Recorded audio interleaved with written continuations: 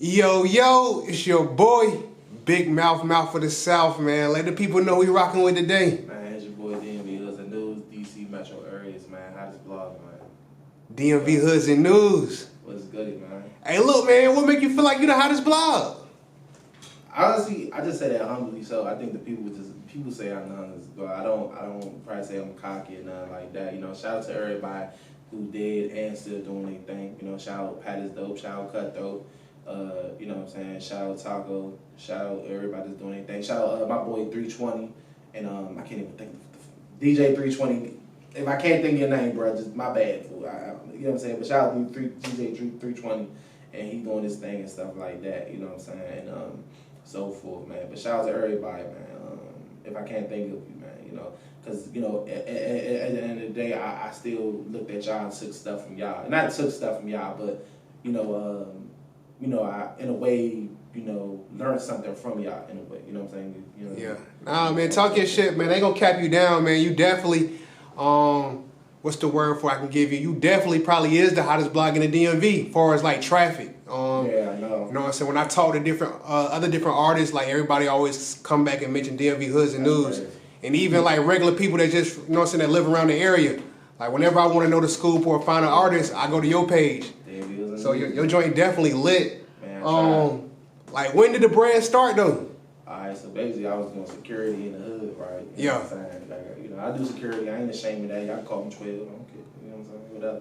Now that's a big time job in the DMV though. I be cool in it though. See, the thing about me, I don't be trying to be police, man. I just be, you know, sitting there trying to get the money, man. I get a paycheck, man. Yeah, but security probably hires like more than half of the DMV because it's a government area. It's like a big job, you know what I'm saying? It's like security is it's a necessity, especially out here, you know what I'm saying? You know, but you know, at one point, you know, I work government now. I don't work at none of that hood stuff, no. But you know, I work in the hood, and you know, really honestly, you be thinking you work in the hood, you think it's lit, you think it's about to be shootouts, fights, or something. No, nighttime, everybody in the house going to sleep, man.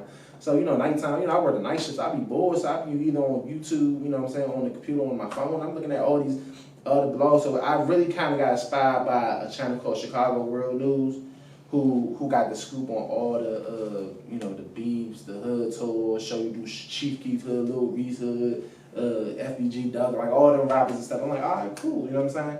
Whatever. So I said, I want to do something like him. I want to do it for the DMV, but at the same time, I don't want it to be like, you know, on the level, because he was going to do it too hard with his, but I still wanted to kind of give some content and some stories and stuff like that, you know what I'm saying, for the metropolitan area. Yeah, so how long you been active though?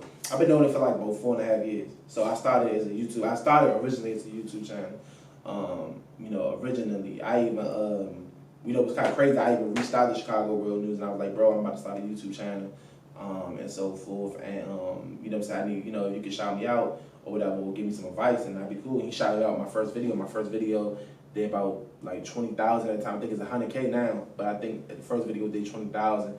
And then after that, I just was consistent after that, and I just kept going, and then I just kept going, and I really just started YouTube. I really wasn't into Instagram until like a year or two later, you know what I'm saying? And then once I started my Instagram grew bigger than my YouTube, you know what I'm saying? So for all the YouTubers out there though, like what kind of helpful tips that you can give them? Like how can somebody grow their YouTube page? Stay consistent. It don't matter if you got 200 views or you got 200,000 views. You know what I'm saying? Just stay consistent with it. I'm going to keep it 100 with you. I haven't been as consistent with YouTube ever since I started my Instagram has grew bigger than my YouTube, but I have plans to be more consistent on my YouTube channel. I have plans. I have a lot more bigger interviews now. You know what I'm saying? I drive now, y'all. So whoever want to interview, I pull up, and you ain't got to pay. You no longer got to pay a travel fee no more. I can pull up myself and pull up with my camera, my car, and we're going to knock out that interview right then and there. Now that's fire. So look though, when you say stay consistent with the YouTube, like what you mean by staying consistent? You mean just like keep uploading videos or? Stay, because like honestly, the quality wasn't always 100% with me. So honestly, just to keep it 100, stay consistent with content, with quality content. I wouldn't say quality, like quality is visuals, because people just want to hear and see what's going on.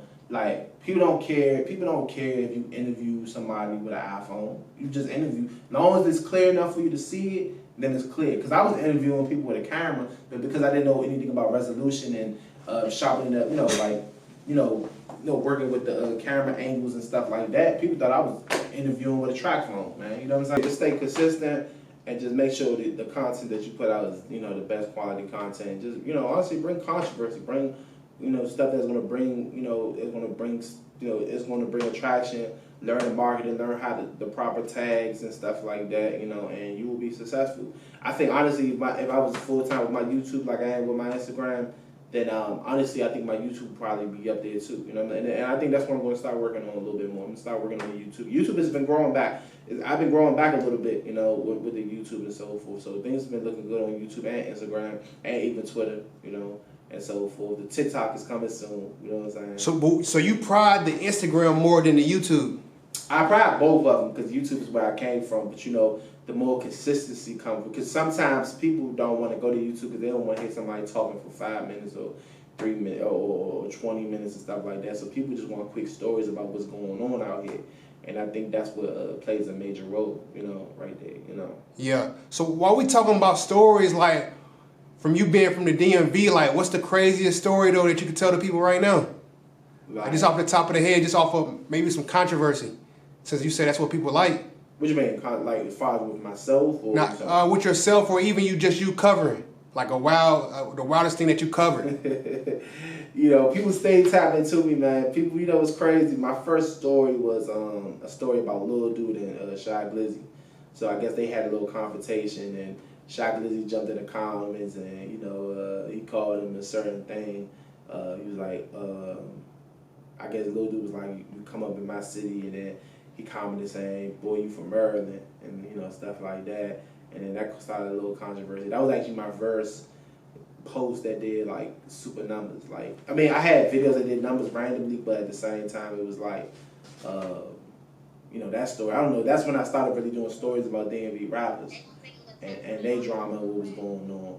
And basically, then I started doing that. So then I started doing a lot of the stories about issues between rappers. So I started doing like, Lil Dude don't like this rapper, Cutiful don't like this rapper, Gunu don't like this rapper, don't like this rapper, and then that just started really building up. Like it really, really started building up. Yeah, but did you ever receive any threats though from behind that? Do people ever like feel some type of way? 'Cause that's a little not directly the artists they say, not directly the artists they say, but it's like probably people that's around them.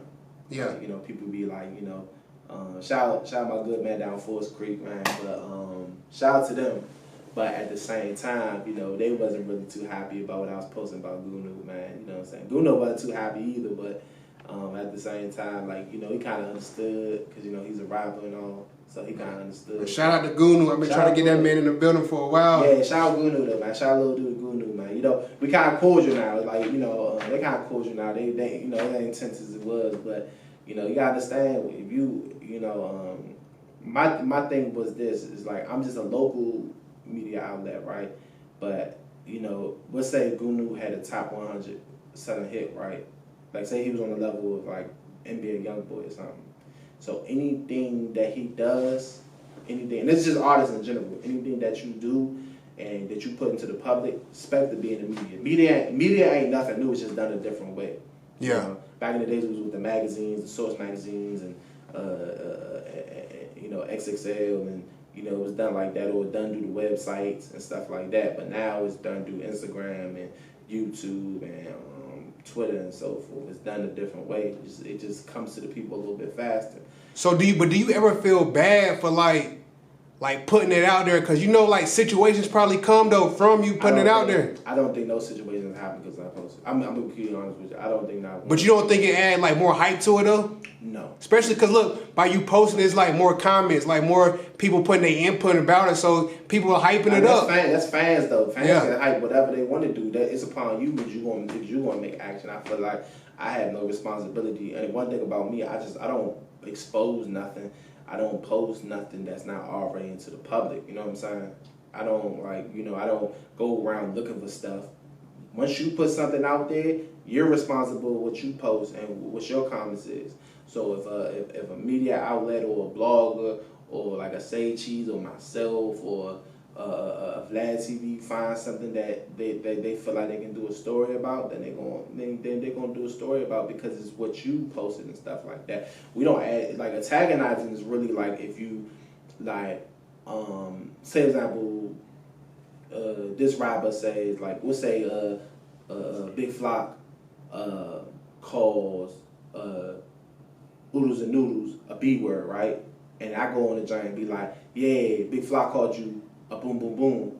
Alright, what you gonna do about it? You a sucker, you scared, you know what I'm saying? And I'm a media outlet saying this. I'm not a fan saying this, I'm a media outlet saying this. You know what I'm saying? That's different, you know what I'm saying? But if I say something like, how can I say this? If I say like, oh yeah, you know, Big Flock and Hoodz Nd Newz got into a situation, you know what I'm saying, this and third, I'm just commentating. I'm just commentating on what you already put out there, you know, and so forth. So do you ever post something, then have second thoughts about it and end up deleting it? It's things I post that I don't like posting, but that's what comes with the territory. Yeah. That comes with the territory. It's a lot of stuff I don't like posting, man. I don't like posting some of the stuff I post, man. But it comes with the territory. So you actually sometimes you feel bad, like damn. No, it's not that I feel bad. I just like, cause you know I come in the streets too, man. So yeah. It's not like I come in the streets too. Sometimes I be like, man, I don't really want to post this, man. But it's already out here, man. You know what I'm saying? People already know about it. It ain't like nothing new. You know what I'm saying? So I be like, I don't really want to post this shit, man. But you know, and so forth. You know what I'm saying? So, what does your page really like? What does it consist of though? Like, what's the overall like? Everything. Anything that's DMV related. It can be comedy. It can be sad. It can be happy. It can be funny. It can be stuff that make you angry. I was just at another interview and I basically explained it like this. Like, you remember how like Monique was in Precious? Yeah. You know what I'm saying? And she just made you so mad. You know what I'm saying? She just made you so angry that you wanted to go there and slap her and stuff like that. Like, you know what I'm saying? My content, I kind of want to mess with your emotions a little bit. You know what I'm saying? Whether it's in a good way or a bad way. You know what I'm saying? Yeah. You know. And, so this is actually kind of like plotted a little bit. Like there's a strategy to your page. Somewhat of a strategy. It's not like you almost like a producer. Yeah, you can say that a little bit. Yeah. I ain't going well. Yeah.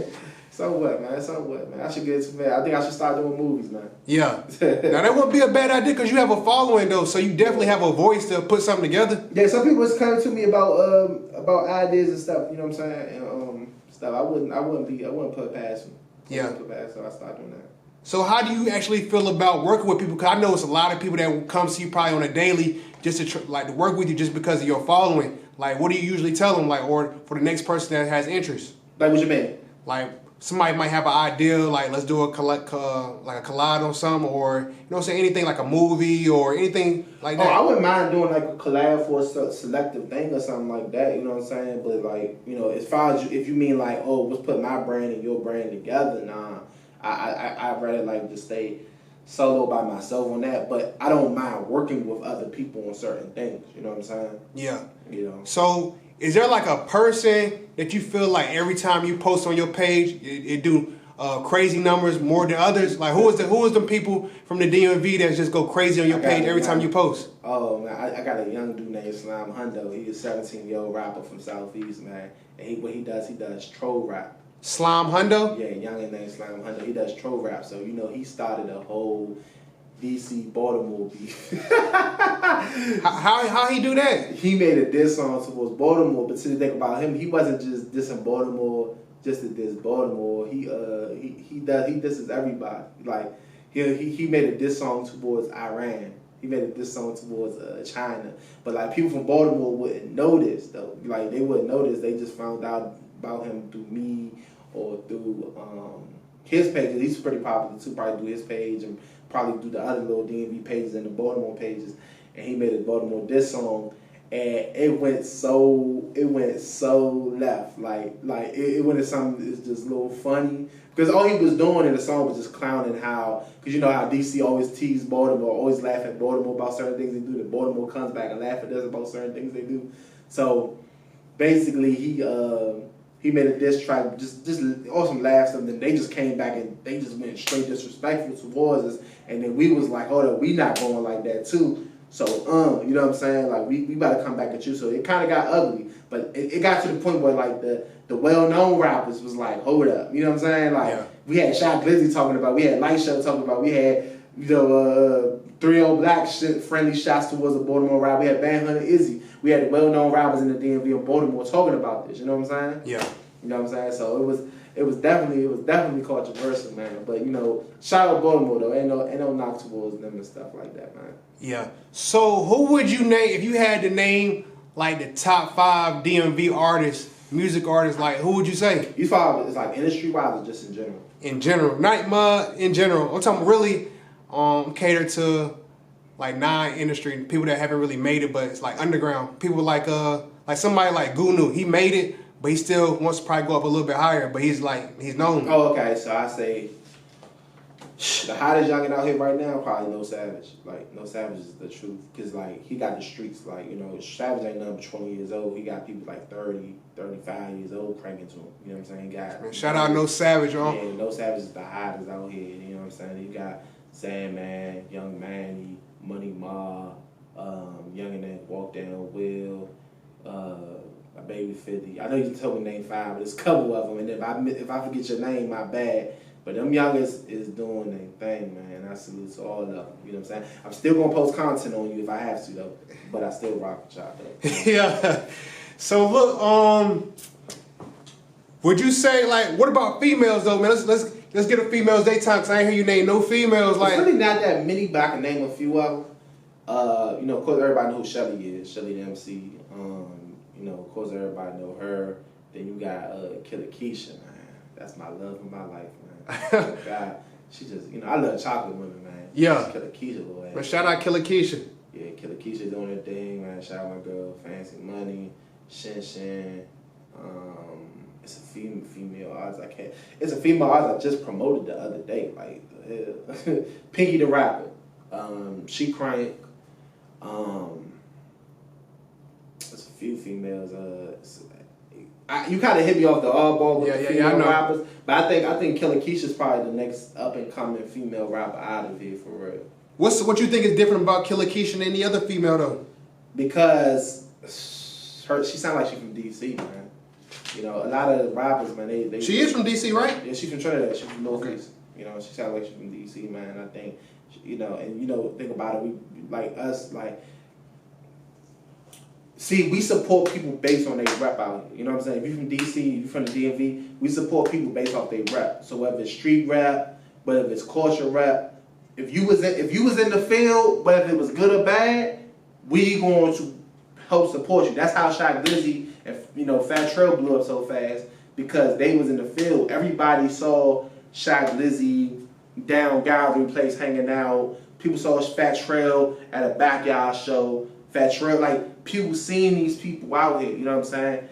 So you think that's really the key to actually making it out here? Yeah, if you was really thorough, when you was really out here, when everything was in the mix, then you was kind of, So with Killer Keisha, she started off rapping with go-go bands, you know what I'm saying? She would get on as a special guest. I guess she had a little, back in the days we had, like, females had their girl groups. So she was with a girl group called Unexpected. Shout out Killer Keisha too, man. But like she had a little girl group, so she would get on the band and freestyle about her girl group, and and she was like the youngest out the group, you know what I'm saying? So she probably was in her mid-20s now, you know what I'm saying? And she was the youngest out the group, and she was killing it. Like, she would be freestyling, and then we found out she actually became a rapper. So when she actually became a real full-time rapper, like, everybody went straight in support her, you know what I'm saying? Full-fledged. I think she's up next as far as female rappers. Facts.